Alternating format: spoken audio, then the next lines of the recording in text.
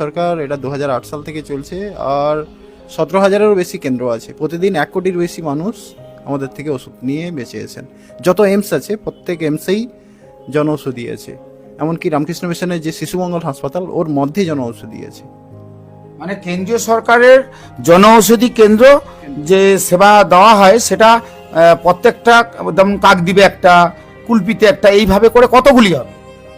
17,000 17,000 সারা দেশ জুড়ে 17,000-এর মতো 17,000-এর মতো। ওটা এই বছরের মধ্যে 26-এর মধ্যে 25,000 লক্ষ্যমাত্রা ধরা যায় যে 25,000। আপনার কাছে কেন ওষুধ কিনতে আসে বলুন তো? আপনার কাছে এই 50% ছাড়ে ওষুধ কিনে যদি দেখা গেল ওই ওষুধ কোনো কাজেই লাগলো না, তা সাধারণ যারা দীর্ঘদিন রোগে ভুগছে, রোগে আক্রান্ত হচ্ছে, একটা ডাক্তারের কাছে কাছে লিখে দিয়েছে, আর আপনি পার্সেন্টেজ বলে দিলেন আমি এই পার্সেন্টেজে আপনাকে ছাড় দিয়ে দিচ্ছি, আর সেই পার্সেন্টেজ ছাড় পাওয়ার পরে চলে এলেন, এটা কি কথা হতে পারে কোনো দিন?